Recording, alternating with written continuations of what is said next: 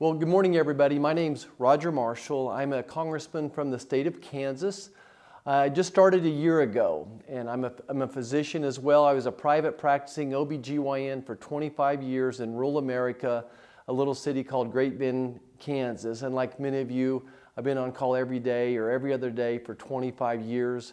Was also part of a physician-owned hospital and also oversaw 3 county health departments. So I think I've got to see healthcare through several sets of eyes. I'm very honored that the Physicians Working Together Association would ask me to participate in this program, and I think we have several questions that you all have submitted, and Chris is going to read the first one for me.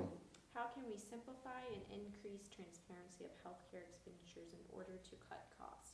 Okay. I think that this really gets at the root problem. When people ask me what's the biggest problem in America, the answer is the cost of health care. Now that we have national security moving in a positive direction, we've decreased regulations for business and the economy is rolling, the number one concern, and just not by my measurement, by many polls, by the Small Business Association, the number one concern is the cost of health care. And when we think about addressing that, I have 3 basic principles for rolling down the cost of health care. And number one is transparency, just like this question answers, that every state could have a website that which would show prices as well as outcomes. I would let every physician group, the hospital organizations figure out what type of issues they want to measure as far as outcomes. The next, transparency is number one. The next one is consumerization. How do we make patients better consumers? And we do that by giving them expanded HSAs. And the third principle is innovation. Innovation can do more to drive the cost of health care down than any legislation I can write if we just get government out of the way. So I very much believe that transparency, innovation, and consumerization are the next steps.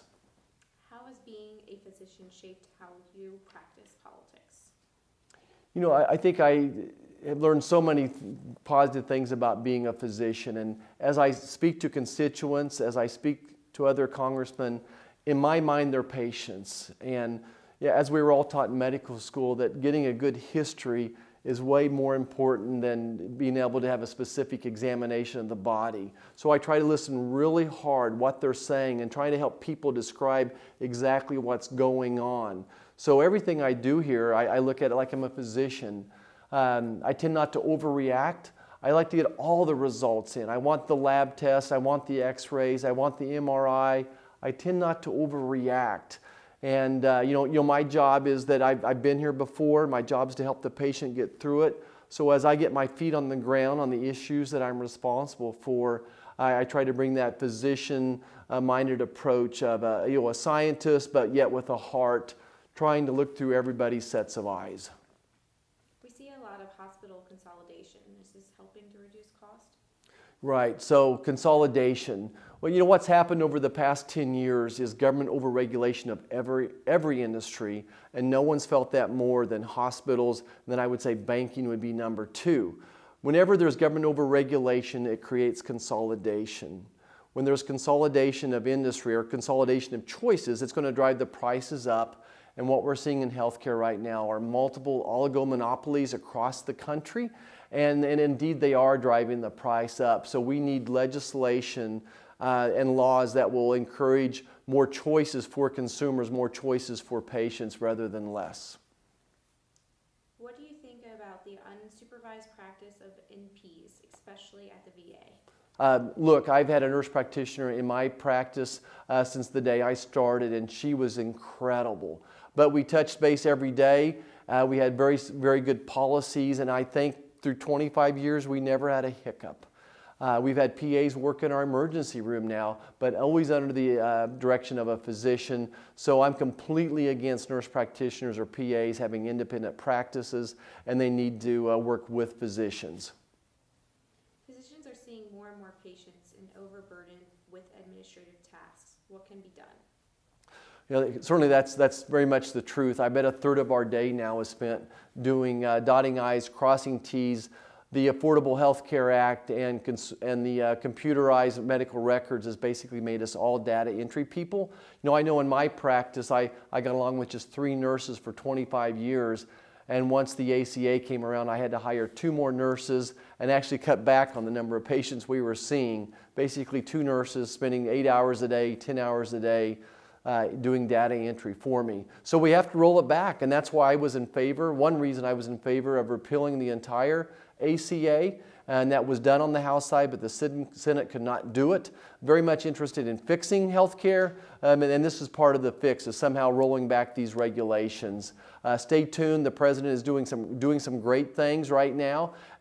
Dr. Price was doing some great things in HHS, and kind of waiting now for the new HHS director to kind of get their feet on the ground and help roll back some of those regulations as well. What reasons can you cite for skyrocketing drug prices?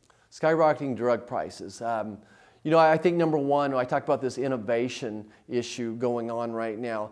Our current FDA processes prevent competition from coming to market very quickly. Certainly we want to make sure that we have safe medication. That's always our top priority.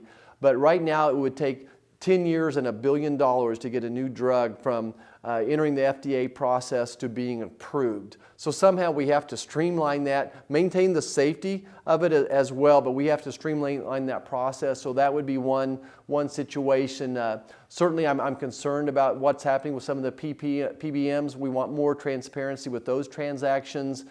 So there would be another opportunity as well. So just to wrap things up, I want to once again thank the Physicians Working Together Association for giving me the chance and opportunity to speak. I would ask all of you to consider going to our website. If you just Google Congressman Roger Marshall, it'll take you to our website. Sign up for our newsletter. Every newsletter we send out, we try to attach some articles that I'm reading that I think are very quality. Much like in your own profession, there's no way you could read every article, so you depend on certain people, certain organizations to collate the really quality ones. We're trying to address some healthcare issues, and I think it's a great way to stay connected to us. You could also look at our Facebook and sign up. Look, just Roger Marshall MD is our Facebook name, and try to follow us. We appreciate your words of encouragement and help spreading the gospel of improved healthcare, giving patients more choices, physician-directed consumer choices.